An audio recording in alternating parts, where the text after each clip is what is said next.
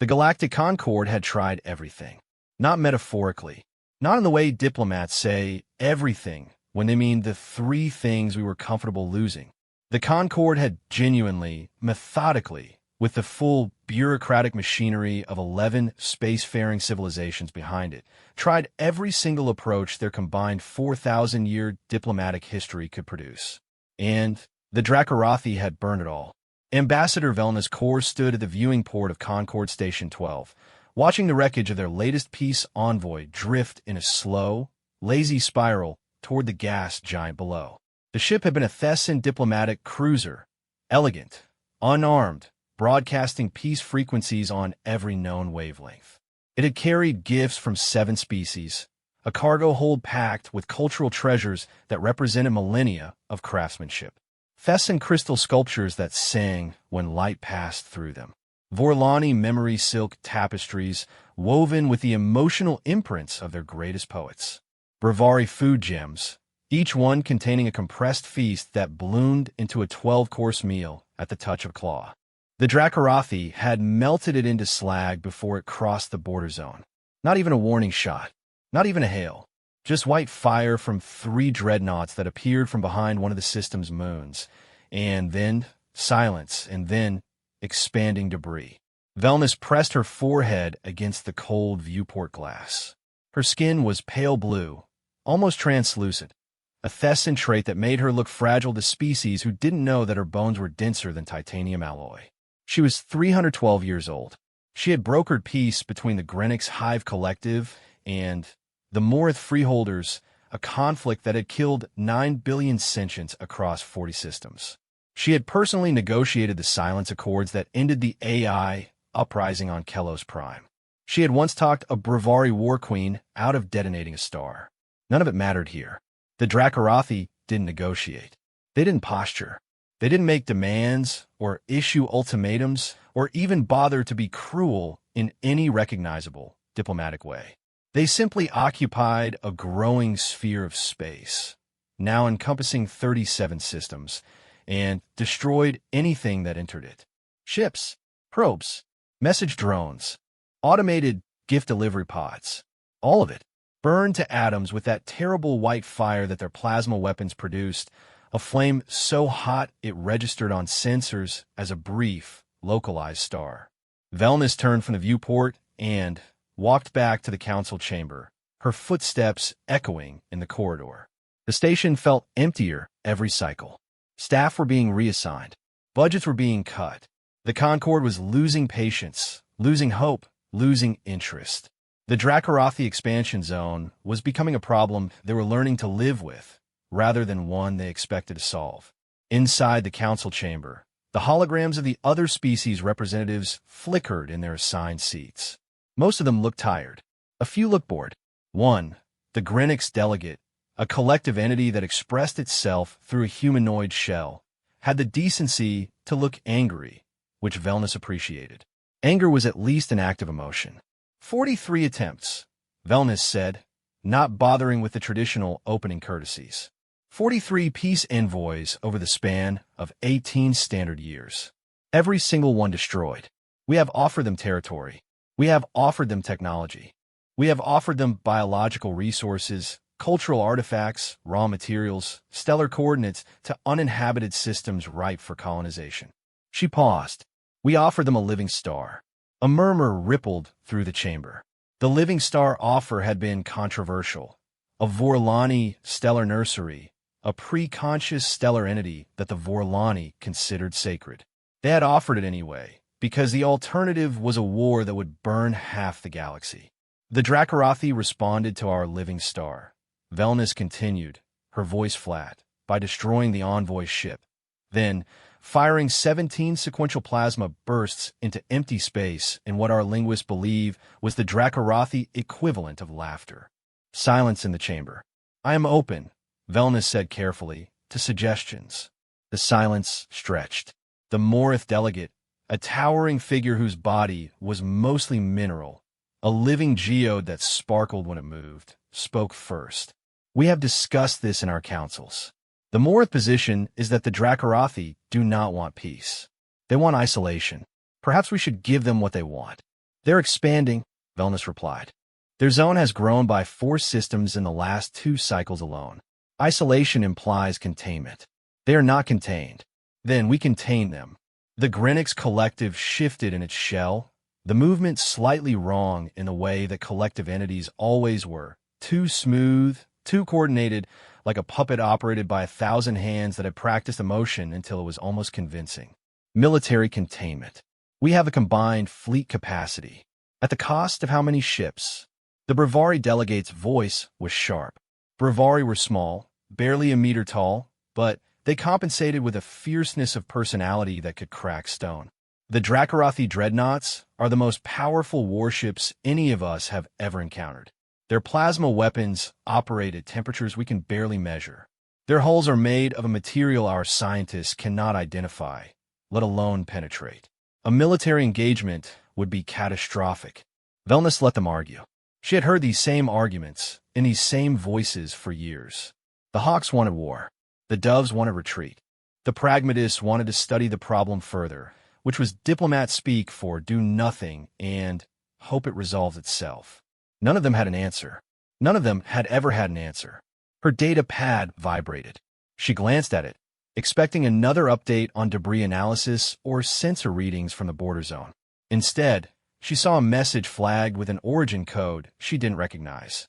Human Confederacy, Diplomatic Liaison Officery, Dracarothi Situation, Proposal for Contact Mission Classification. Informal/exploratory/low resource, Velnus blinked. The humans. She had almost forgotten about them. They were a relatively new addition to the galactic community, barely 2 centuries since their first interstellar contact, and they had spent most of that time in a state of cheerful, slightly chaotic expansion that the older civilizations found somewhere between charming and alarming. They had colonized 30 systems in the time it took most species to colonize 3, not through military conquest or careful planning, but through a kind of stubborn, improvisational momentum that defied conventional models of expansion. The humans hadn't been invited to the Dracarothi council sessions. They were too new, too small, and Velnus felt a pang of guilt at the thought, too unserious. The Concord's older members viewed humanity the way a university faculty might view a particularly enthusiastic first-year student, with tolerance, occasional amusement, and absolutely no expectation of meaningful contribution. She opened the message. It was short, shockingly short by diplomatic standards. The Thesan tradition required a minimum of 3 paragraphs of formal greeting before the substance of any communication could begin. The Vorlani required 7. The humans had sent 4 sentences. We've been watching the Dracarothi situation with interest. We think we might have a different approach. Requesting permission to send a single small ship to the border zone for a low-risk contact attempt. We'll cover all costs and accept all liability. Velnus read it twice. Then a third time. She almost laughed. A single small ship against the Dracarothi, who had destroyed armored diplomatic cruisers the size of small cities. The humans wanted to send, she checked the attached specifications, a light transport vessel with minimal shielding, no weapons, and a crew of 1. 1 person. The name on the crew manifest was Chef Specialist 3rd Class Marcus Cole, age 34, formerly of the Human Confederacy's Colonial Support Corps, currently listed as a freelance culinary consultant. His diplomatic credentials section was empty. His military training section listed only basic emergency protocols. His relevant skills section contained a single entry, cooking. Velnus stared at the datapad for a long time. The council was still arguing. The Greenwich wanted to deploy a sensor net. The Morith wanted to mine the border. The Brevari wanted to build bigger ships. Around and around, the same orbit, the same gravity well of frustrated impotence, the same slow acceptance of failure dressed up as strategic patience. Colleagues, Velnus said, and the chamber fell quiet. I have received a proposal from the Human Confederacy. They wish to send a contact mission to the Dracarothi border zone. A pause. Then, the Brevari delegate made a sound that, in their species, indicated amused contempt. The humans? What do they propose to offer? Their entire civilization's output wouldn't fill a Dracorathi cargo hold. They proposed to send one ship, Velnus said. Unarmed. Crew of one. A cook. The laughter started with a breviary and spread outward like a wave. Even the Grinnick's collective rippled in what passed for humor among their kind. The Morith delegates' crystal body chimed. Involuntary, a geological giggle. Velnus waited for it to subside. She did not laugh.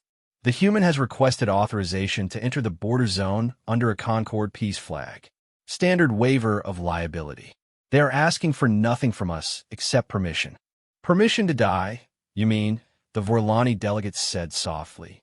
The Vorlani were empaths, and they took death, even the death of other species, personally and deeply. You would send this person to certain destruction? I would allow this person to go where he has chosen to go, Velnus corrected. There is a difference. More argument. More objections. But the thing about a proposal that cost nothing and required nothing was that there was no practical reason to refuse it. The humans wanted to throw one cook at a problem that had chewed up the galaxy's finest diplomats for 2 decades. If it failed, and it would fail, every being in the room knew it would fail, the Concord lost nothing. One human life. One small ship. A rounding error on the ledger of Dracorathi-related losses. The vote passed. Reluctantly, dismissively, with the institutional equivalent of shrug. Velnus sent the authorization. 3 days later, she stood at the viewing port again, watching a human ship, a battered, mismatched, frankly embarrassing little vessel called the Walk This Way, approach the border zone. She had spoken to Marcus Cole exactly once, via a brief video communication. He had been eating something from a steaming cup while they talked. Noodles, he had called them. Some kind of human food preparation that involved dried wheat strands rehydrated in boiling water with a packet of powdered flavoring. He had slurped them while she explained the 17 species-specific protocols for Dracorathi engagement. Yeah, no, he had said, noodle broth dripping down his chin. I'm not going to do any of that. Specialist Cole. Mark. Nobody calls me specialist anything. Listen, Ambassador. I read the files. You folks have been throwing diamonds at dragons for 20 years, and they keep burning them. Maybe the problem isn't the gift.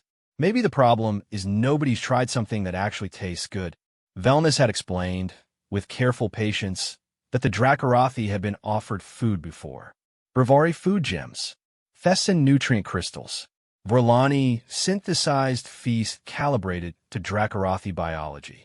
Yeah, Marcus had said, pointing at her with his chopsticks. Calibrated. That's your problem right there. You're sending them nutrition. I'm going to send them a meal. There's a difference. She hadn't understood then. She still didn't understand now. Watching the Walk This Way. Its hull painted with what appeared to be a cartoon dragon breathing fire onto a walk, slide toward the invisible line in space that no ship had ever crossed and survived. The bridge crew of Station 12 tracked the vessel in tense silence. Sensor officers called out distance markers. Weapons analysts monitored for the telltale energy signature that preceded a Dracorathi plasma strike. Contact zone in 30 seconds, the sensor officer reported. Still no Dracorathi vessels on scan. A pause. Wait. 3 contacts. Bearing 77 Mark 12. They were hiding behind the 4th moon again. 3 dreadnoughts. The same formation that had destroyed the Thessan diplomatic cruiser. Each one was 5 kilometers long, built like a bladed spear, and radiating enough energy to power a small star system. They moved with a predatory grace that was beautiful in the way that a natural disaster could be beautiful, the beauty of absolute, unstoppable force. The Walk This Way was 60 meters long. It looked like a tugboat approaching an armada. Dracorathi weapons charging, the weapons analyst said. Her voice was professionally calm, but Velnus could see her hands shaking. Plasma buildup consistent with previous engagement patterns. They'll fire in approximately 15 seconds. Velnus gripped the edge of the viewport frame. 1 life. That was all this would cost. 1 cheerful, noodle-slurping human who had volunteered for this absurd mission with a grin and a thumbs-up gesture that Velnus had later learned was a sign of optimism or approval. 10 seconds. 1 cook. One little ship with a cartoon dragon on its hull. 5 seconds. The walk this way's communication array activated. A signal went out. Not on the standard diplomatic frequencies, not on the emergency channels, not on any wavelength the Concorde used for first contact scenarios. It was on the Dracarathi's own internal communication frequency. Velnus's blood went cold. How does he have their frequency? That's classified. We've never been able to. The signal wasn't a message. It wasn't words or mathematical proofs or any of the standard first contact protocols. It was a smell. The walk this way had vented something into space. A cloud of heated particles, complex organic molecules, carried on a directed gas burst aimed straight at the lead Dracarathi dreadnought. A smell translated into a molecular signature, broadcast on the frequency the Dracarathi used to communicate among themselves. Because the Dracarathi didn't speak. They didn't use language in any way the Concorde recognized. Their communication was chemical. Phenomenal. They talked in sense and molecular structures, a language so alien that 18 years of the galaxy's best linguists had barely scratched the surface. Marcus Cole had figured this out. Not through advanced xenolinguistic analysis, not through intercepted communications or quantum decrypted data streams. He had read a throwaway line in a Concorde zoological survey from 9 years ago that noted the Dracarathi had highly developed olfactory organs, and had thought, they smell their world. That's how they know things. That's how they feel things. And every piece offering the Concorde had ever sent had been sealed in sterile containers, decontaminated, stripped of all biological volatiles per standard quarantine protocol. Every gift had arrived dead, scentless, meaningless, like handing a love letter to someone who communicates through dance, but handing it to them frozen in a block of ice. The molecular cloud hit the dreadnought's forward sensors. The plasma weapons powered down. On Station 12, every display went silent. Every officer stopped breathing. The Dracarathi dreadnoughts held position. They did not fire. They did not advance. They did not retreat. They waited. And, on the walk this way, Marcus Cole put a pot of water on a boil. He wasn't scared. That was the thing people would later struggle to understand when they reviewed the flight recorder data and the biosensor logs and the internal camera footage that would eventually become the most watched recording in galactic history. His heart rate was elevated, sure. His palms were sweating. But his hand was steady, and he was humming. He was humming a song his grandmother had taught him in a kitchen on a planet that was 300 light years and 34 years away from this moment. A kitchen that smelled like garlic and sesame oil and the particular sharp sweetness of green onions hitting a hot pan. The water boiled. He dropped in the noodles. He opened the flavor packet. Not the standard one that came in the package, but a custom blend he had spent 2 years developing. A blend designed not for human taste buds, but for Dracarathi chemoreceptors. He had worked from fragmentary data, from the zoological surveys the Concorde scientists had ignored, from the chemical residue analysis of Dracarathi-occupied worlds that the military analysts had cataloged, but never thought to cross-reference with anything as mundane as food science. The steam rose. The walk this way's ventilation system, which Marcus had modified extensively and somewhat illegally, captured the steam and directed it through the ship's external broadcast array. A second molecular cloud billowed into space. This one was richer, more complex. Not just a single note, but a chord, savory and deep and layered with something that, in human terms, would be called umami, but in Dracarathi chemical language meant something closer to warmth, safety, the smell of a home you remember but can never return to. On the lead dreadnought, something happened that had never been recorded in Dracarathi behavior before. The ship's running lights changed color, from the harsh, cold blue of combat readiness to a softer amber, a color that the Concorde's xenobiologists would later determine was the Dracarathi equivalent of curiosity. The lights spread. The second dreadnought shifted. The third. 3 Dracarathi warships, each one capable of sterilizing a planet, sat in the dark of space with their lights turned amber, like enormous predators lowering their heads to sniff something small and unexpected. Marcus finished the noodles. He poured them into a bowl, added the toppings: a soft-boiled egg, sliced green onions, a drizzle of chili oil, a sprinkle of sesame seeds, and he held it up to the camera he had pointed at himself. "All right," he said, to no one, to everyone, to the 3 dragon ships floating in the dark outside his window. "Who's hungry?" The next 14 hours were the longest of Ambassador Velna's Corps' 312-year life. The Dracarothi dreadnoughts didn't fire. They didn't retreat.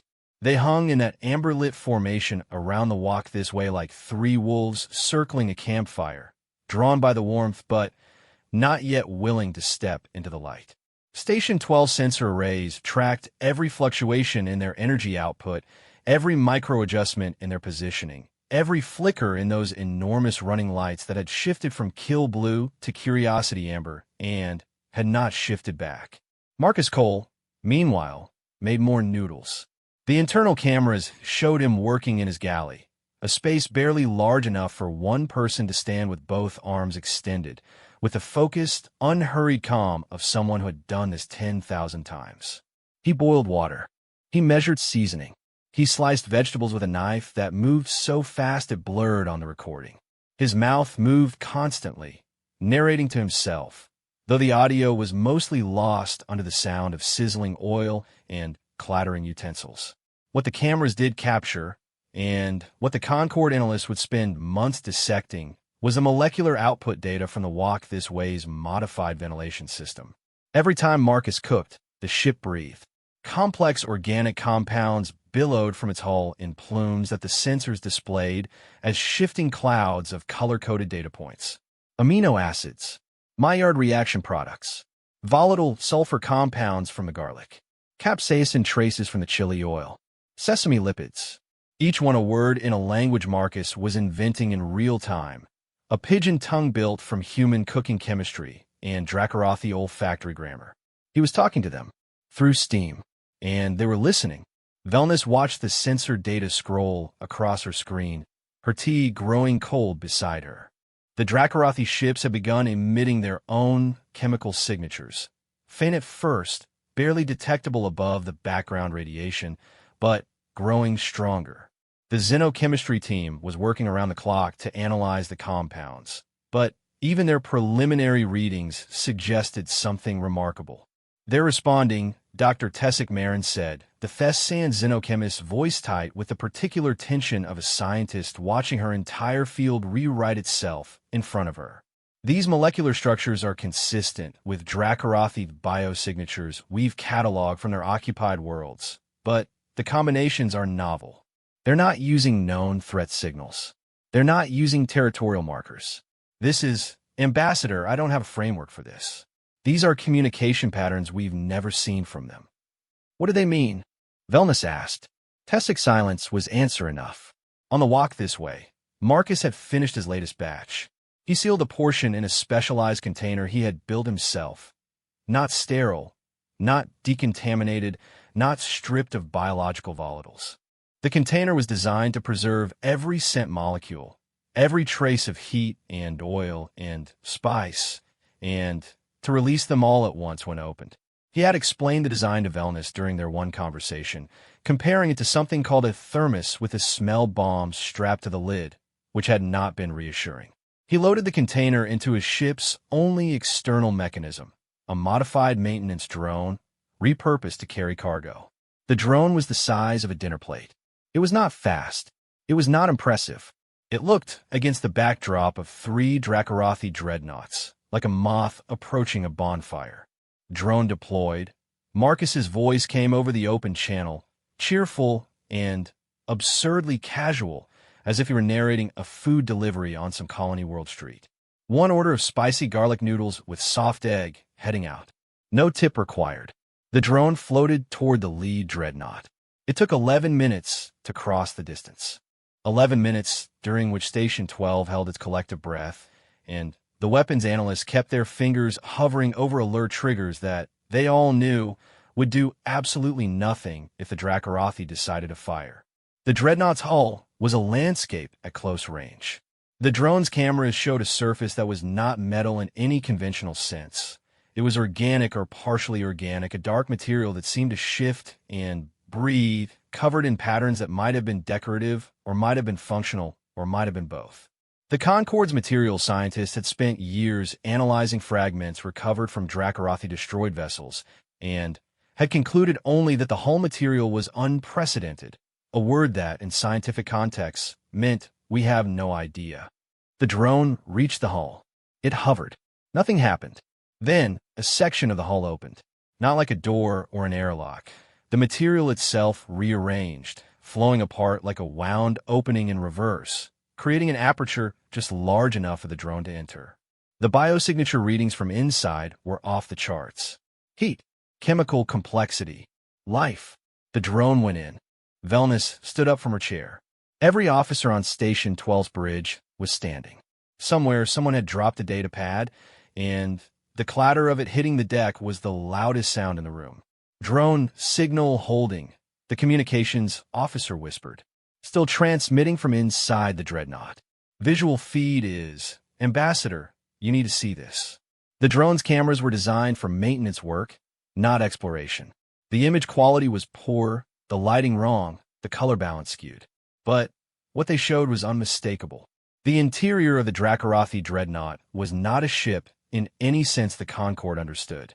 It was a cavern, a vast, organic, living space that pulsed with bioluminescent light and thrummed with a subsonic vibration that the drone's audio sensors picked up as a deep, rhythmic hum.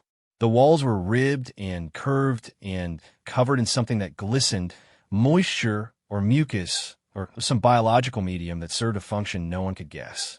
The air, and there was air, actual breathable atmosphere, inside a warship that operated in vacuum, was dense with chemical information. The drone's molecular sensors were overwhelmed, registering thousands of compounds simultaneously, a soup of meaning that no Concorde database could parse. And in the center of the cavern, coiled around structures that might have been consoles or altars or nests, were the Dracorathi themselves. The Concorde had fragmentary records, blurry images captured at extreme range, silhouettes in thermal scans, artistic interpretations based on the little data they had, which invariably depicted the Dracorathi as dragons, because that was what every species called them, the universal shorthand that had stuck because no other word in any language came close. The images were wrong. The Dracorathi were not dragons in the way that stories imagine dragons. They were dragons in the way that the ocean is a puddle. The same basic concept, scaled up until the comparison became absurd. The smallest one the drone could see was 30 meters long, and it was curled into a space that suggested it could unfold to twice that. Its body was serpentine and covered in scales that were not scales. There were plates of the same hull material that armored their ships, growing directly from their bodies. Their ships were not built. They were grown, extensions of themselves. A Dracorathi dreadnought was, in a sense, a suit of armor for something that was already armored. Their heads were narrow and long, with jaws that could unhinge and eyes that burned with an actual literal internal fire, bioluminescent organs that produced light in the blue-white spectrum. When they breathed, heat shimmer distorted the air around their mouths. Plasma vents, the weapons analysts would later determine. The Dracorathi didn't carry weapons. They were weapons. Their plasma breath was the same fire that destroyed starships. There were 7 of them in the cavern. 7 enormous, terrifying, impossibly ancient-looking beings that radiated heat and chemical complexity and a presence that made the drone's stabilization system stutter from the electromagnetic interference alone. And one of them was holding the noodle container. Its forelimbs were more dexterous than anyone had predicted. Long, clawed digits that manipulated the container with surprising delicacy. It turned the object over, examining it. Its nostrils, slitted openings along the length of its snout, flared wide, cycling air across internal chemoreceptors that were, in terms of molecular sensitivity, approximately 40,000 times more acute than a human nose. The Dracorathi opened the container. The drone's molecular sensors registered the release. A burst of garlic and chili and sesame and egg and wheat and salt and fat, all the components of Marcus's noodles flooding into the chemical-rich atmosphere of the cavern in a single, overwhelming wave. The Dracorathi froze. All 7 of them. Complete stillness, the kind of motionless that only very large predators achieve. Not the absence of movement, but its deliberate suppression, every muscle locked, every sense focused. The one holding the container lowered its head. Its nostrils worked. The chemical sensors showed new compounds emanating from its body, molecular signatures that didn't match anything in the Concord database, but that the pattern recognition algorithms tentatively, cautiously flagged as positive valence. Possible analog, pleasure. It ate the noodles. Not gracefully, not delicately. It appended the container into its jaws, and the noodles disappeared into a mouth that could have swallowed the drone whole. The soft-boiled egg, the green onions, the chili oil, all of it gone in a single motion that was less eating and more inhaling. Then it went still again. The other 6 Dracarothi turned toward it. Their chemical output shifted, interrogative patterns the xenochemists would later determine. Asking, wanting to know. The first Dracarothi exhaled. Not plasma, not fire. A breath, warm and slow, carrying a molecular signature that the drone dutifully recorded and transmitted back to Station 12, where Dr. Tessic Marin's team ran it through every analysis framework they had, and got the same result from all of them. The closest translation, adjusted for the fundamental incompatibility of Dracarothi chemical language and any spoken tongue, was, again, Velna sat down. Her legs had made the decision without consulting her. She sat in her chair and stared at the screen and felt something she had not felt in 18 years of working the Dracarothi file. Hope. The idiotic, irrational, dangerously fragile thing. On the walk this way, Marcus Cole's biosensor showed a heart rate of 130 beats per minute. His hands were steady. He was already boiling more water. Okay, his voice came over the channel, and there was a crack in his casual tone now, a hairline fracture where the enormity of what was happening leaked through before he sealed it up again with the next word. Okay, table for 7, coming right up. He cooked for 6 hours straight. The drone made 7 trips. Each time, the Dracarothi hull opened for it. Each time, the container came back empty. Each time, the molecular signatures from inside the dreadnought grew more complex, richer, more layered. Not just the first Dracarothi now, but all 7 of them producing chemical responses that painted the drone's sensors in colors that meant things no one could fully translate, but that everyone watching could feel. Satisfaction, warmth, something that might have been memory, something that might have been grief. Marcus varied the recipes. The first batch was garlic and chili. The second was miso-based, deeper, and more complex. The third was a clear broth with ginger and lime that the xenochemists noted produced a markedly different response. The Dracarothi chemical equivalent of surprise, followed by what Dr. Tessic could only describe as delight, if delight were a molecule. The fourth batch was something Marcus called my grandmother's recipe, and he said nothing else about it.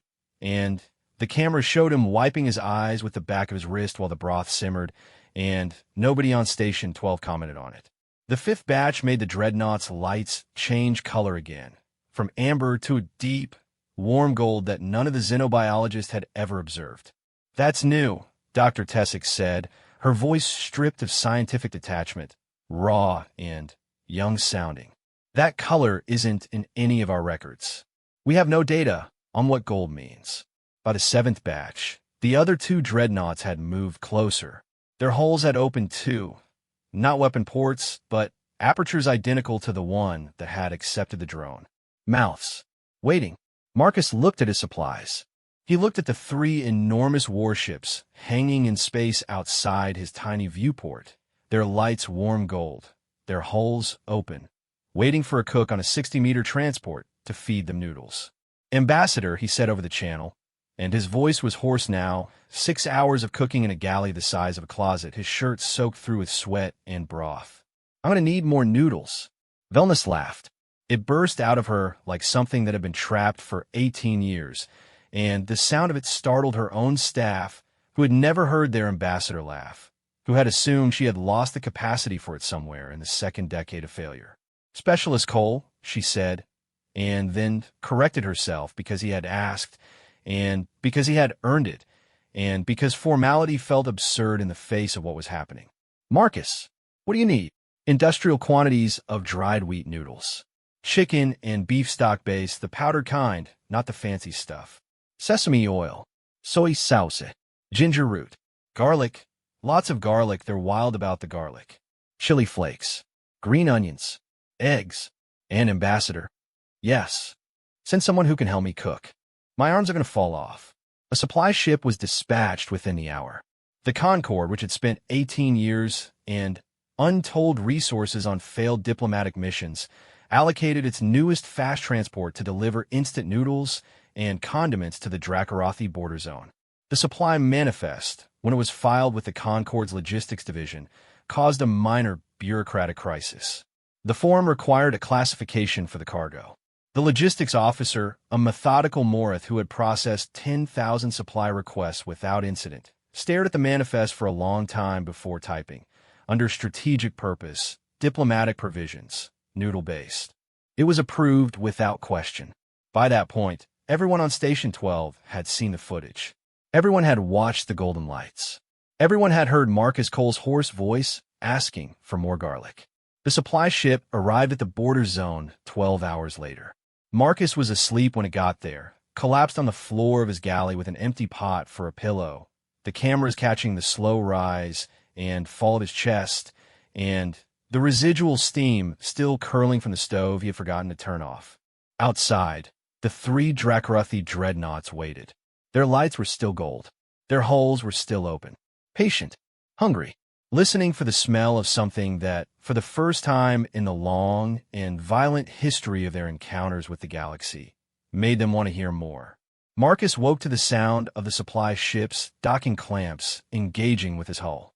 He sat up, disoriented, his neck stiff, a dried noodle stuck to his cheek. He peeled it off, looked at it, and ate it. The supply ship's pilot was a young Thessan named Ren, who had volunteered for the mission despite, or perhaps because of, the fact that no one was entirely sure the Dracarothi wouldn't incinerate them both the moment the dreadnoughts decided the novelty had worn off. Ren entered the walk this way through the docking tube and stopped in the galley doorway. He looked at Marcus, broth-stained, exhausted, red-eyed, grinning. He looked at the tiny galley, every surface covered in food debris and steam residue. He looked out the viewport at 3 golden-lit dragon ships, each one large enough to swallow them both without noticing. You, Ren said, are either the bravest person in the galaxy or the most insane. Marcus cracked an egg into a bowl. Those aren't mutually exclusive, kid. Can you chop onions? Ren could chop onions. He could also, as it turned out, boil water, measure seasoning, and operate Marcus's modified ventilation system with a competence that surprised them both. His Thessan physiology gave him an advantage Marcus hadn't anticipated. Thessans could see in the ultraviolet spectrum, which meant Ren could literally see the molecular plumes leaving the ship's hull, tracking the scent language in real time, like a conductor watching sheet music. More garlic in this batch, Ren said. Watching the plume shift from blue-violet to a warm orange, he was learning to associate with Dracarothi engagement. They're responding stronger to the sulfur compounds. Told you, Marcus said, crushing another clove with the flat of his knife. Garlic is universal. Every species I've ever cooked for loves garlic. Even the Grenics, and they're a hive mind. They shouldn't have taste preferences, but give them garlic bread and watch them lose their collective mind. They cooked together for the next 20 hours. Batch after batch. The drone went out loaded and came back empty. The Dracarothi chemical responses grew more elaborate, more detailed, more communicative. Dr. Tessik's team, working in shifts on Station 12, began to identify recurring molecular patterns. Not just emotional responses, but structured sequences. Sentences. Grammar. The Dracarothi were not just reacting to the food. They were talking about it. And somewhere in that conversation, in the garlic and the ginger and the chili oil and the sesame and the soy and the slow simmered broth, they were talking about themselves. 43 peace envoys had brought the Dracarothi gifts of staggering material value. Crystal, silk, stars. None of them had brought warmth. None of them had brought the smell of someone else's kitchen, the molecular memory of hands preparing something for the specific purpose of being shared, the chemical signature of care encoded in every pinch of salt and every minute of simmering time. The Dracorathi didn't want treasure. They didn't want territory. They didn't want technology. They want to know if anyone out there knew how to make something that smelled like home. And a cook on a 60-meter ship with a cartoon dragon on its hull had answered, "Yes. Sit down. Let me make you something." The Dreadnought's weapons systems powered down completely at hour 31. Not standby. Not reduced readiness. Off. For the first time since the Concorde had been tracking them, 3 Dracorathi warships went fully dark on weapons, a state that the military analyst had previously believed was impossible, that the Dracorathi's biology-integrated weapon systems could not be shut down any more than a human could shut down their own heartbeat. They had been wrong. The weapons could be turned off. They just needed a reason. Ren saw it first. He was watching the molecular plume through his ultraviolet vision when the pattern changed, not from the Walk This Way's output, but from the dreadnoughts themselves. A massive, coordinated chemical release from all 3 ships simultaneously. A cloud of molecules so complex and so dense that it momentarily overwhelmed the sensor arrays. "What is that?" Marcus asked, seeing Ren's expression. Ren's Thessan skin had gone from pale blue to near white. A stress response, or an awe response, the two being neurologically identical in his species. "It's a word," he said. "They just said a word." "What word?" Ren looked at him with eyes that were very young and very old at the same time. "I don't know yet, but it was directed at us." Marcus wiped his hands on his apron. He looked at the pot of broth simmering on his stove. He looked at the 3 golden ships outside his window. He ladled out a fresh bowl. "Well," he said, "let's answer." The word the Dracorathi had spoken hung in the sensor data for 3 days before Dr. Tessic Marin's team cracked it. Not because the analysis was difficult. It was. The molecular structure was orders of magnitude more complex than anything the Xenochemistry Division had previously decoded, a compound sentence woven from over 400 distinct chemical components that interacted with each other in ways that changed their meaning, depending on concentration, temperature, and sequencing. It was, Tessic later wrote in her landmark paper, less like decoding a sentence and more like reverse engineering a symphony from the vibrations left in the concert hall walls. But the real reason it took 3 days was because nobody believed the translation. They ran it 14 times. They used 7 different analytical frameworks. They brought in consultants from 3 species. They checked their instruments, recalibrated their sensors, replaced their sensor arrays entirely, and ran it again. The result was the same every time. The Dracorathi word, stripped of its chemical complexity and compressed into the crude container of spoken language, meant, "We remember this." Not, "We recognize this." Not, "We have encountered this molecular profile before." The Dracorathi chemical grammar made a distinction that no Concorde language could precisely replicate, a distinction between knowing something and remembering it, between intellectual recognition and the deep, embodied, visceral experience of a scent or taste pulling you backward through time to a moment you thought you had lost. The Dracorathi remember the smell of cooking. Tessic presented her findings to Ambassador Velnus in a private briefing, and the implications sat between them like a third person in the room. If the Dracorathi remembered cooking, not as a concept, but as an experience, as something that had once been part of their world, then they had once had it.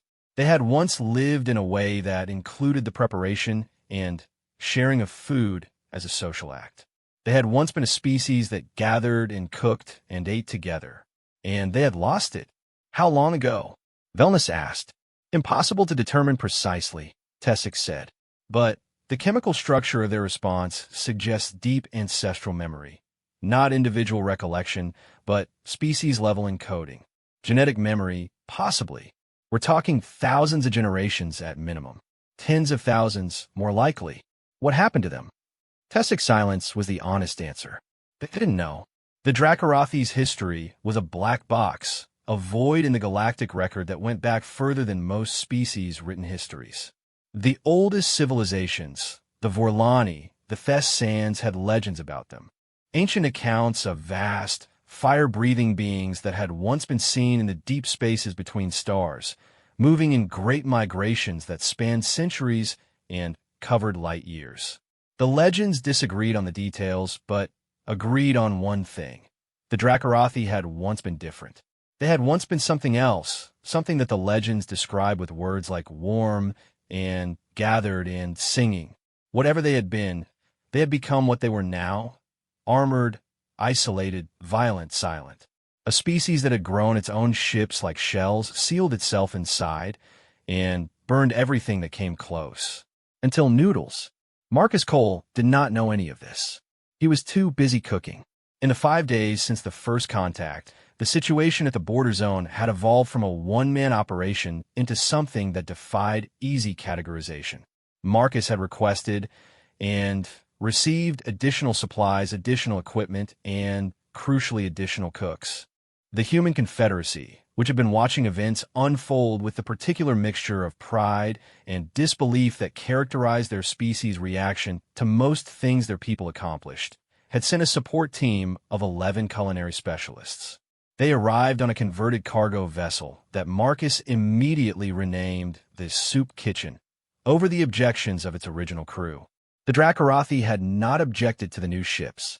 They had, in fact, responded to the arrival of additional vessels by sending more of their own. The original 3 dreadnoughts had been joined by 9 more, emerging from the deep space beyond the border zone in a slow, majestic procession that had caused a brief panic on Station 12 before the weapons analyst confirmed that every single ship was running dark on weapon systems. Gold lights, open hulls, waiting. 12 Dracorathi dreadnoughts, each one 5 kilometers of living armor and sleeping fire, and they were queuing up for Noodles. Marcus stood in the expanded galley of the walk this way. He had cannibalized 2 cargo containers and welded them to a ship's hull to create more cooking space, a modification that violated approximately 30 safety regulations and that no one had the energy to care about, and briefed his team. All right, listen up. We've got 12 customers out there, and based on the chemical feedback from the first 3, each one has different preferences. Ship 1, I'm calling her Big Mama. She likes it spicy, heavy on the chili oil, extra garlic, and I'm adding Sichuan peppercorn to her batches because the numbing compound does something to their chemoreceptors that reads as euphoria on the sensors. Ship 2 is a miso loyalist. Deep, savory, fermented profiles. Ship 3 likes the clear broths, ginger, lime, lemongrass. Light and bright. He pointed at the sensor display that Ren had set up, showing the molecular plume data in real time. Ren's going to guide you on output. He can see the scent clouds in UV, which means he can tell you in real time if a batch is landing or missing. Think of him as your sous chef and your translator rolled into one. If he says more garlic, you add more garlic. If he says the cloud's going flat, you adjust your heat. This is cooking by molecular feedback, people. It's weird. Get used to it.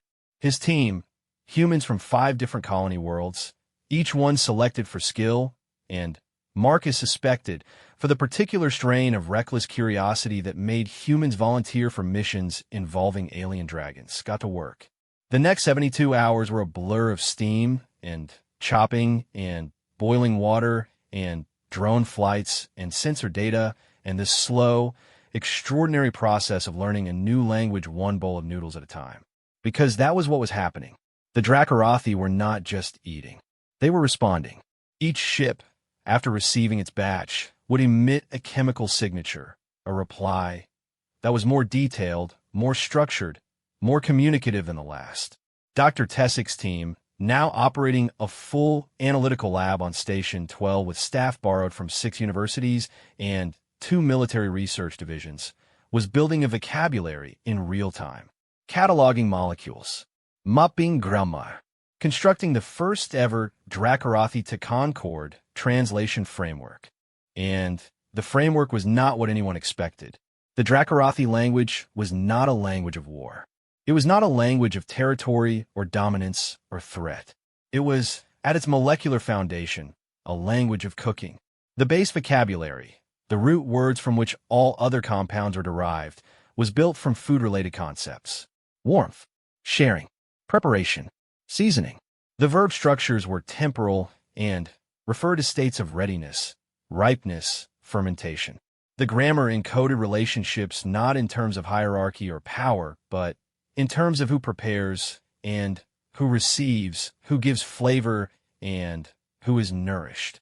They didn't develop this language for talking about food, Tessic explained to Velnus, her voice carrying the shell-shocked wonder of someone whose entire career had been recontextualized in a week. Food is the language. Their entire communication system evolved from the social act of preparing and sharing meals. It's the foundation.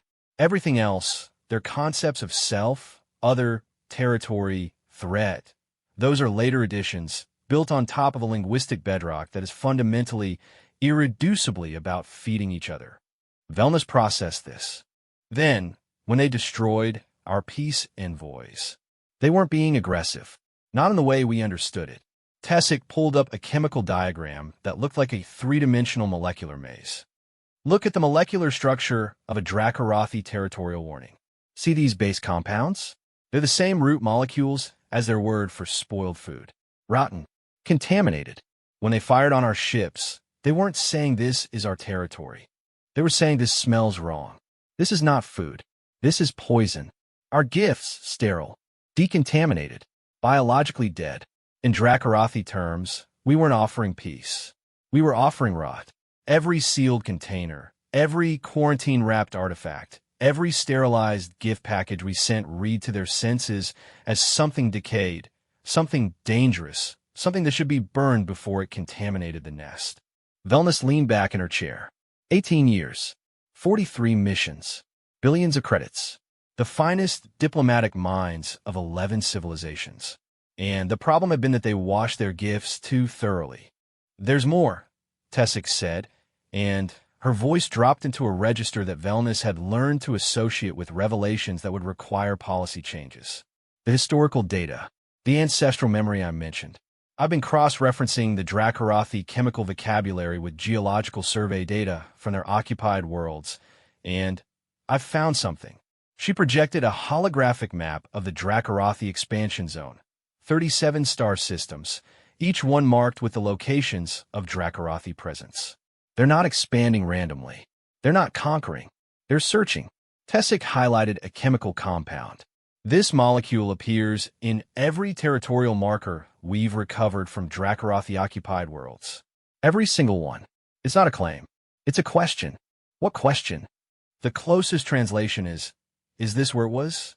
Is this where we cooked together? The room was very quiet. They lost their homeworld, Velnus said. Thousands of generations ago. Maybe tens of thousands. Long enough that it's not a memory anymore. It's a ghost. A chemical ghost encoded in their genetics, driving them to search, system by system, for a place that smells like home. And every time they enter a new system and it doesn't smell right, they mark it and move on. Tessic paused. They've been looking for their kitchen ambassador for millennia, and they've burned everything that got in the way because everything smelled like death to them. Velnus stood and walked to the viewport. The Dracarothi dreadnoughts were visible now from Station 12.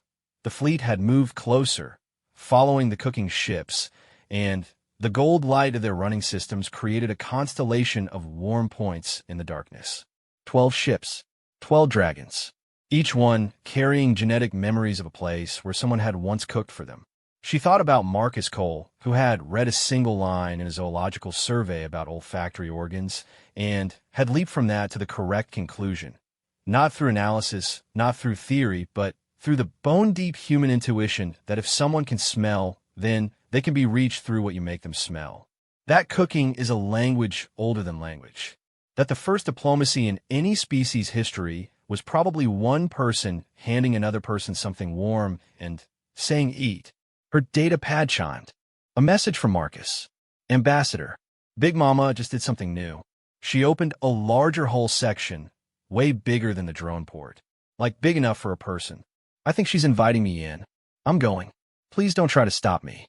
Velnus closed her eyes. She had stopped trying to stop Marcus Cole on day 2, when he had modified his ship's ventilation system to vent cooking fumes into space without consulting anyone. The man operated on a frequency that institutional authority could not reach. Be careful, she sent back, knowing it was useless, knowing he was already putting on his pressure suit, knowing that somewhere in the Walk This Way's Gallipot of broth was simmering unattended because Marcus Cole was about to become the first person from any Concord species to set foot inside a Dracarothi vessel. The footage from Marcus's suit camera was shaky, poorly framed, and intermittently obscured by steam from the bowl of noodles he was carrying. It became, within hours of its first viewing, the single most important recording in galactic diplomatic history. He crossed the gap between the Walk This Way and the dreadnought in a pressure suit that was 2 sizes too large for him, holding a ceramic bowl of noodles against his chest with both hands. The bowl was covered with a makeshift lid, a dinner plate, held in place by his thumbs, to keep the heat in and the vacuum out. His suit's external speakers played music, not a diplomatic broadcast, not a mathematical proof of peaceful intentions. A song, something from Earth, old and simple, with a melody that rose and felt like breathing. The dreadnought's opening was enormous up close, a mouth of living material, warm, pulsing with bioluminescence, exhaling chemical complexity that Marcus's suit sensors couldn't begin to process. He floated through it. No gravity inside the aperture, not yet, and into a passage that curved and narrowed like a throat. Then gravity took hold. Not artificial gravity, biological gravity. The dreadnought was generating its own gravitational field, pulling him gently downward, guiding him through corridors of living tissue that glowed amber and gold. The walls breathed. The floor was warm through his boots.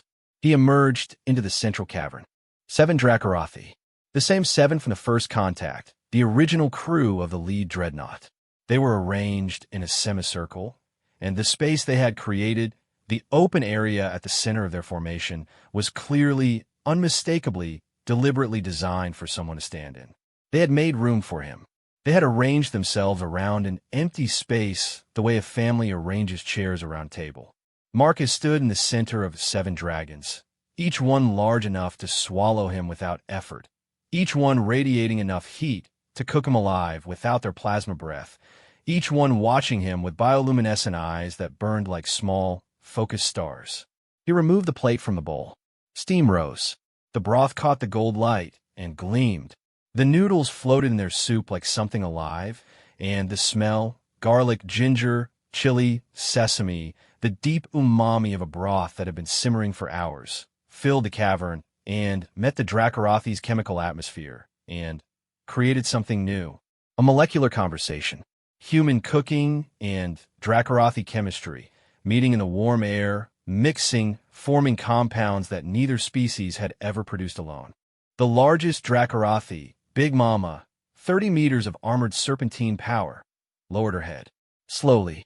The movement took almost a minute, a careful, deliberate descent that brought her massive skull down to Marcus's level, her nostrils flaring wide, her eyes, each one the size of his torso, focused on the bowl in his hands with an intensity that the suit cameras captured in a frame that would be reproduced in every history book, every documentary, every diplomatic textbook for the next 1,000 years. A cook, a bowl, a dragon. Marcus held the bowl up. His hands were shaking. The biosensors would later confirm that his heart rate was 167 beats per minute.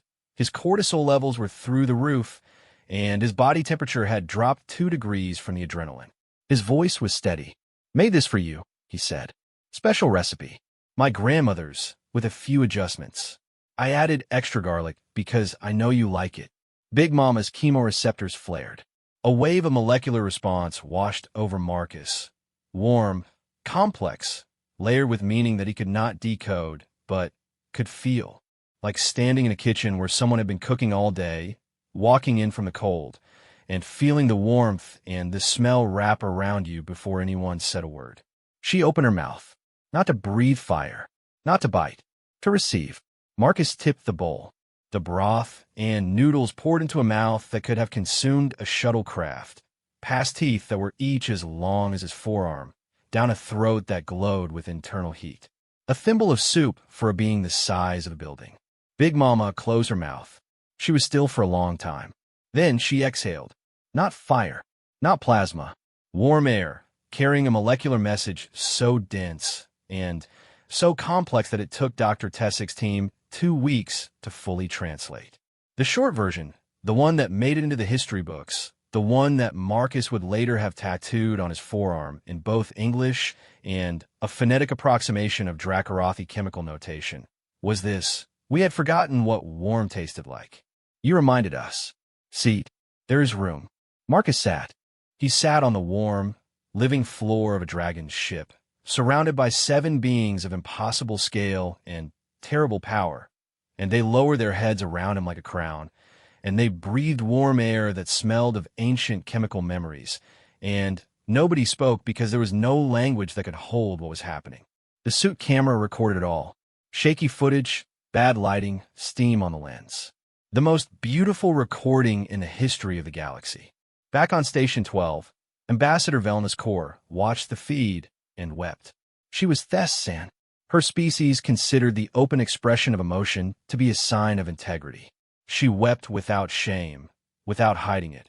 And around her, the bridge crew of 11 different species watched the same feed and responded in their own ways. The Morith delegate's crystalline body chiming in harmonic resonance. The Greenwich collective going utterly still. The Bravari delegate standing on her chair so she could see the screen better and saying very quietly, in a voice that carried no trace of her usual ferocity, "Oh." Marcus stayed inside the dreadnought for 9 hours. When he emerged, floating back through the throat-like passage and out into the vacuum, he was carrying something. An object the Dracarothi had given him. A piece of their hull material, shaped by claws into a rough, uneven bowl. A bowl. They had given him a bowl. The chemical analysis would take months. The diplomatic implications would take years.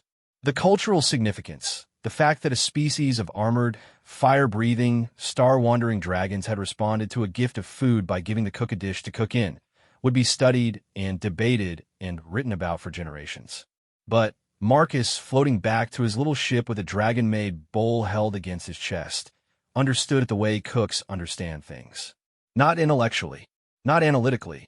Someone had eaten his food, and they had brought their own bowl for next time. That meant they were coming back. The Dracarothi expansion zone stopped expanding on the 47th day. No announcement, no treaty, no dramatic signing ceremony with holographic cameras and diplomatic handshakes and speeches about the dawn of a new era. The border simply stopped moving. Systems that had been flagged as potential Dracarothi targets reported no new incursions.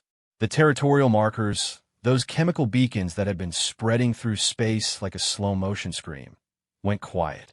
The galaxy held its breath, waiting for the other claw to drop. It didn't. Instead, something else happened. Something that the Concord's predictive models had not forecasted, that the military analysts had not wargamed, that Ambassador Velna's Core had not dared to hope for, because hoping for it would have felt greedy in the face of the miracle they had already received. The Dracarothi fleet at the border zone reorganized. The 12 dreadnoughts that had been gathering around Marcus Cole's cooking ships shifted formation, opening a corridor through the center of their line, a passage wide enough for ships to travel through, oriented directly toward the interior of Dracarothi-held space. A door. They had opened a door.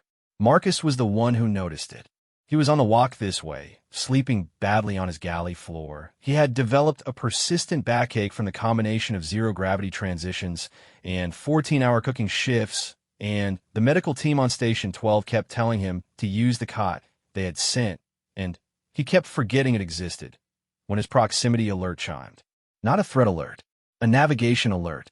The dreadnoughts had moved, and the new formation was pinging his ship's autopilot with coordinates. He sat up, rubbed his face, and looked at the navigation display. The coordinates led deep into Dracarothi space, past the border zone, past the occupied systems, into a region that the Concord had never mapped, never scanned, never approached because nothing that went in had ever come out. His comm unit activated.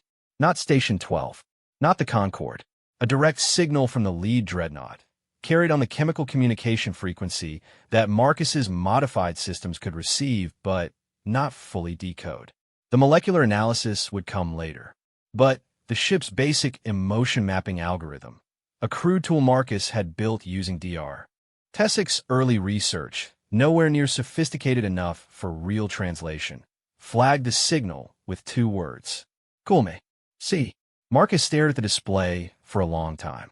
The coordinates were 3 days' travel at his ship's maximum speed. 3 days into the heart of a region the galaxy considered a death zone, guided by a species that had spent 18 years burning everything that moved. He opened a channel to Station 12. Ambassador. They wanted to follow them. I'm going. Velnus did not argue. She had learned, over the weeks of working with Marcus Cole, that arguing with him about personal risk was not a negotiation, but a performance. He would listen politely, nod thoughtfully, say something about garlic, and then do exactly what he had been planning to do from start. Instead, she offered resources. Take an escort. The Concorde can know military ships. It'll spook them. I'll take Ren and the cooking team. And all the noodles we have left. Whatever this is, I want to arrive with food. The walk this way departed 4 hours later, accompanied by the soup kitchen and a third vessel, a small Thessan observation craft that Dr. Tessik had commandeered through a combination of academic authority and what she later described as a level of professional desperation that I am not proud of. Tessik was aboard, along with a team of 6 xenochemists and enough sensor equipment to map the chemical signature of supernova. She was not going to let the most significant scientific event of the millennium happen without her instruments running. The 3 ships entered the corridor of dreadnoughts. The dragon ships closed formation behind them, not aggressively, not trapping them, but joining them, forming a convoy. 12 dreadnoughts and 3 tiny vessels, moving together through space toward coordinates that no non-Dracorathi had ever reached. The journey took 2.5 days. Marcus cooked the entire time. Not for the Dracorathi, not yet, but to keep the scent going, to keep the molecular conversation alive, to maintain the olfactory thread that connected his little ship to the enormous beings escorting it. Rin monitored the plumes, guiding Marcus's output to match the fleet's chemical mood, which shifted over the journey from the warm gold of contentment to something Rin described as anticipation, but deeper. Like they're remembering something they haven't reached yet. On Tessik's ship, the sensor data was accumulating at a rate that would keep the xenochemistry field busy for decades. The Dracorathi fleet was producing a constant, coordinated chemical output, a shared song Tessik realized. They were singing to each other in molecules, and the song was getting louder, more complex, more emotional as they approached their destination. Marcus noticed it too, in his own way.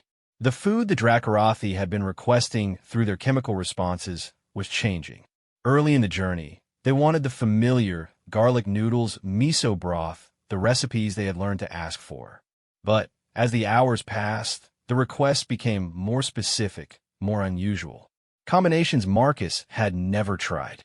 Flavors that didn't make intuitive sense together, but that, when he cooked them, produced molecular plumes that made the dreadnought's lights pulse brighter. They were asking him to cook memories, tastes they carried in their genetics, but had never experienced.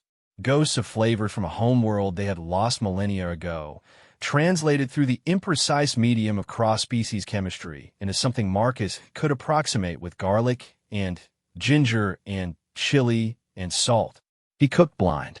He cooked by instinct, by the prickling on his skin when a combination was right, by the way Ren's eyes would widen when the UV plume shifted into a color neither of them had words for.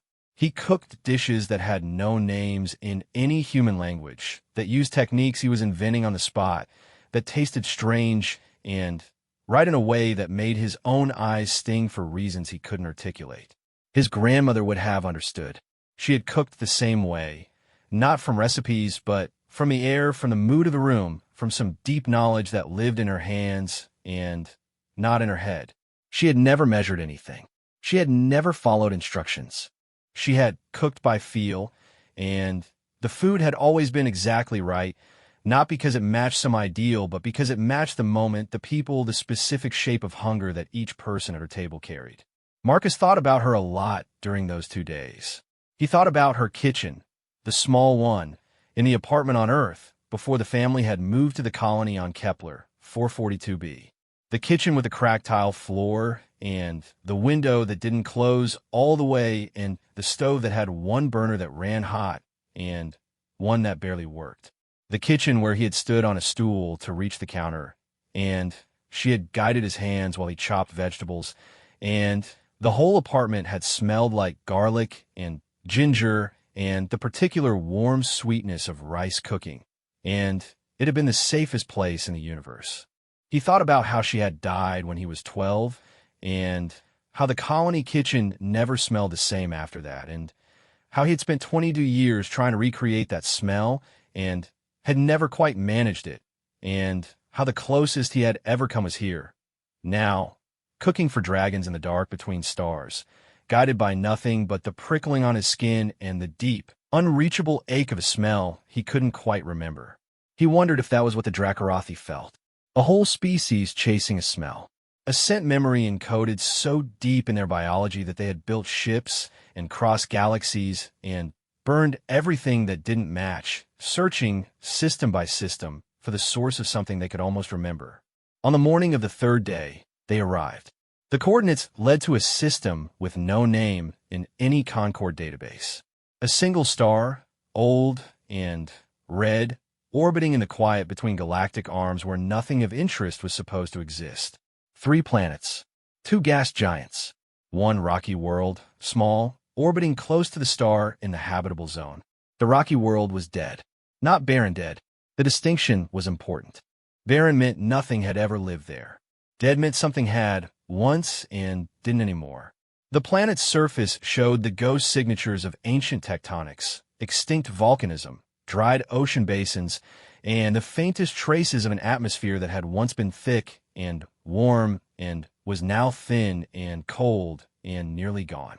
Tessic's sensors found it first, in the soil, in the rock, in the geological record of a world that had stopped being alive long before any species in the Concord had learned to make fire.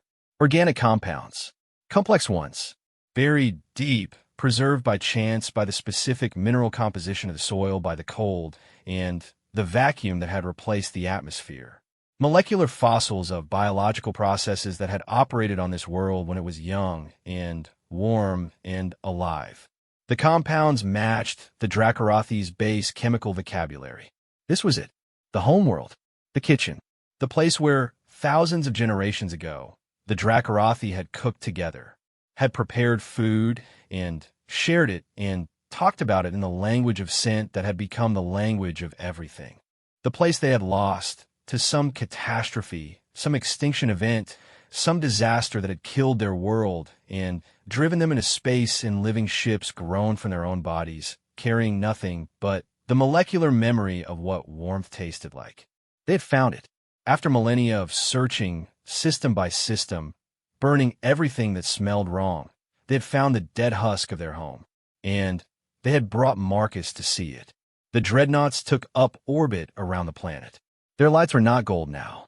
They were a color that no one had ever recorded, a deep, warm amber red, like embers, like the last light of a fire that has burned all night and is still warm in the morning. The chemical output from the fleet was staggering. Tessic's sensors were overwhelmed, her team scrambling to record data that was arriving faster than they could process it. The Dracarothi were singing, all of them, all 12 ships, a chemical elegy for a dead world that they had been looking for since before the Concord existed. Marcus understood none of the chemistry. He understood all of the feeling. He stood in his galley, and he cooked. Not noodles. Not this time. He cooked rice. Plain white rice, steamed in a pot with nothing added. No seasoning, no oil, no salt. The simplest thing, the most basic act of cooking there was. Take a grain. Add water. Add heat. Wait. His grandmother had taught him that rice was the foundation. Not the meal, the foundation. Everything else was built on rice. You could eat rice alone, and it was enough. You could eat rice with anything, and it was better. Rice was patience made edible. Rice was the promise that more was coming. The steam rose. The ventilation system carried out. The molecular plume was simple, starch, water vapor. the faint sweetness of rice at the moment it becomes soft, and, against the complex chemical symphony of Dracarothi grief, it was a whisper in a hurricane. But the Dracarothi heard it. Big Mama's dreadnought shifted in orbit. Her hull opened, the large aperture, the one she had opened for Marcus once before. An invitation.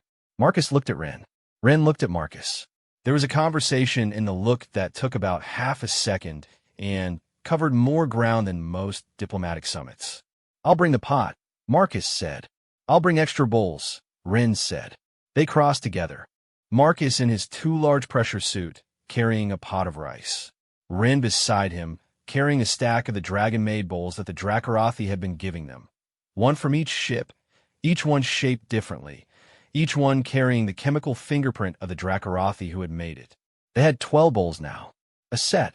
Inside the dreadnought, the 7 Dracarothi were waiting. But the cavern was different.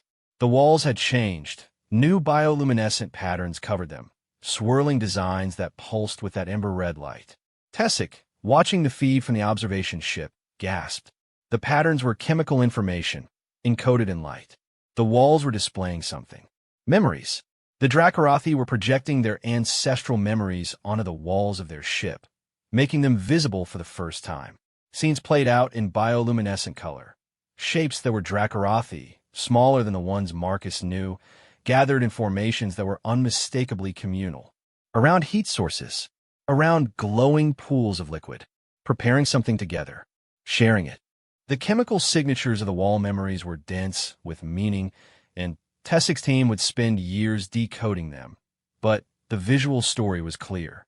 The Dracarothi had once been a people who gathered around fire and food, who prepared meals together in community, who talked and laughed and argued and loved in the language of what they cooked. And they had lost it all, and they had wandered the galaxy in living armor, burning with a fire they couldn't turn off, searching for the smell of something they could feel in their bones, but couldn't find in any star system, on any planet, in any corner of the vast and empty dark. Until a cook on a 60-meter ship had boiled water and dropped in some noodles and said, "Who's hungry?" Marcus set the pot down in the center of the semicircle. He served rice in the dragon bowls, a laughable amount, a few scoops in each bowl that was large enough to bathe in. Ren helped him place each bowl in front of its maker. Big Mama lowered her head. The other 6 followed. 7 dragons, lowering their fire-bright eyes to bowls of plain white rice, breathing in the steam with a reverence that needed no translation. They ate, and when they had finished, each bowl licked clean by tongues that could melt steel but touched the ceramic with the gentleness of something handling a memory. The largest Dracarothi, the one Marcus called Big Mama, raised her head and opened her mouth and spoke. Not in chemicals, not in molecular signatures, in sound. A sound that shook the cavern, that vibrated through Marcus's bones, that was felt on the sensor arrays of every ship in orbit. A deep, resonant, living sound that came from a body the size of a building and carried with it thousands of generations of silence breaking. The Dracarothi had not spoken aloud since they lost their homeworld. They had retreated into chemical communication, private, sealed, contained within their ships, shared only among themselves. Sound was for the old world. Sound was for the kitchen, for the gathering, for the place where you didn't need armor because you were among your own. Big Mama spoke aloud because she was, in that moment, among her own. The sound had no translation. It was not a word in any conventional sense. It was more than a word. It was a sonic-chemical hybrid, a sound that carried molecular information in its harmonics, that changed the air in the cavern into a message that was simultaneously heard and smelled and felt. A message that Tessic's instruments recorded and that her team would work on for years, and that would eventually, painstakingly, be rendered into something approaching a translation. The full translation filled 14 pages. The compressed version, the one that would be carved into the memorial that the Concord would eventually build at the border zone, was this: "We burned because we were cold. We were cold because we were alone. We were alone because we forgot how to share a meal. You remembered for us. You are welcome at our fire." Marcus sat on the warm floor of a dragon's ship, orbiting the dead husk of their homeworld, surrounded by 7 beings who had been terrifying the galaxy for longer than most civilizations had existed, and he cried. Not gracefully, not quietly. He sat there with rice on his apron and broth in his hair, and he ugly cried like a kid, and Rin sat next to him and put an arm around his shoulders and cried too, and the dragons lowered their heads and breathed warm air over both of them, and the walls pulsed with ember light, and nobody pretended it wasn't happening. The diplomatic process that followed took 3 years, 14 specialist committees, and the creation of an entirely new branch of xenolinguistics. The Dracorathi expansion zone was formally dissolved. The occupied systems were opened. A permanent diplomatic station was established at the homeworld coordinates, designated, at Marcus's insistence, as the Grandmother System. The Dracorathi did not become cuddly. They did not become friendly in any way that most species recognized as friendly. They were still enormous, still armored, still capable of incinerating anything they chose to incinerate. They were still difficult, still proud, still prone to chemical outbursts that the diplomats learned to interpret as the Dracorathi version of slamming a door. But they stopped burning things, mostly, and they cooked. The first Dracorathi cookbook, a molecular document that was closer to a chemistry textbook than a recipe collection, was published 2 years after first contact. It contained 612 recipes, each one a molecular formula describing a scent meal designed to be shared. The preface, translated from chemical notation, read, "These are the old meals, the lost meals, the meals our ancestors made when the world was warm. We remember them now because a small creature with no fire and no armor walked into our ship with a bowl and said, 'Eat.' We eat. We remember. We share." Marcus Cole was offered 17 ambassadorial positions, 3 honorary doctorates, citizenship in 9 species nations, and a statue on the Concord's capital world. He turned down everything except a permanent supply contract for dried noodles and a parking spot for the Walk This Way in the Grandmother System's orbital ring. He still cooked. Every day. The Dracorathi came to his station. Not the dreadnoughts, not anymore, but smaller vessels, personal ships, individuals who made the journey from across the former expansion zone to sit in the cooking hall that the Concorde had built around the Walk This Way's original galley. They sat, these enormous beings, in a space designed for them, and they lowered their heads, and Marcus and his team, now 47 cooks from 12 species, served them noodles. The menu had expanded. There were Thessan crystal broth noodles, designed by Ren, that produced UV-visible scent art when the steam rose. There were Bravari spice noodles that made the Dracorathi's scales flush with color. There were Morith mineral noodles that crunched like gravel, and that the Dracorathi consumed with what Tessik's team had learned to identify as the chemical equivalent of a laugh. But the most popular dish was still the original. Garlic noodles, chili oil, soft egg, green onions, sesame seeds. The first meal, the one that had stopped 3 dreadnoughts in their tracks and opened a door that 18 years of the galaxy's finest diplomacy had failed to even find. Marcus served it from a dragon-made bowl. The original one, the first one Big Mama had given him. It was rough and uneven, and it didn't sit flat on any surface, and it was by any objective measure ugly. He would not have traded it for a star. On the wall of the cooking hall, behind the serving counter, there was a framed photograph. Not a hologram, not a digital display. An actual, physical, printed photograph. An old one, faded, creased for being folded, and carried in a pocket for years. It showed a kitchen. Small, cracked tile floor. A window that didn't close all the way. A stove with one burner that ran hot. And a woman, her back to the camera, cooking something in a pot. Steam rising around her, her hands sure and steady and moving without measurement or hesitation, cooking by feel, cooking by love, cooking by the deep knowledge that food is not nutrition and a meal is not sustenance and a kitchen is not a room. A kitchen is a place where you stop being alone. The Dracorathi had known this once. They had known it so deeply that it survived in their genes for 100,000 years. They had forgotten everything else, their world, their history, their own voices, but they had not forgotten that. And a human had reminded them, not with technology, Not with wealth, not with power, with noodles, with garlic and steam and the radical, insane, profoundly human conviction that if you feed someone, really feed them with care and heat and the seasoning of your own attention, something opens. In them, in you, in the space between. The Galactic Concord had tried everything. It had not tried cooking. Humans had. That was the difference. That had always been the difference. Not strength, not intelligence, not technology. The willingness to stand in front of something terrifying and enormous and unknowable and say, "You look hungry. Sit down. Let me make you something." The Dracorathi, who had burned the galaxy's finest offerings to ash, who had melted diplomats' ships to slag, who had laughed in plasma fire at the gift of a living star, sat in a hall that smelled like garlic and ginger and sesame oil, and they ate noodles, and they remembered what warmth tasted like, and the galaxy was for the first time in a very long time a little bit less cold. Marcus served another bowl. The steam rose. The dragons ate. Somewhere, in a kitchen with cracked tile floors, a grandmother smiled.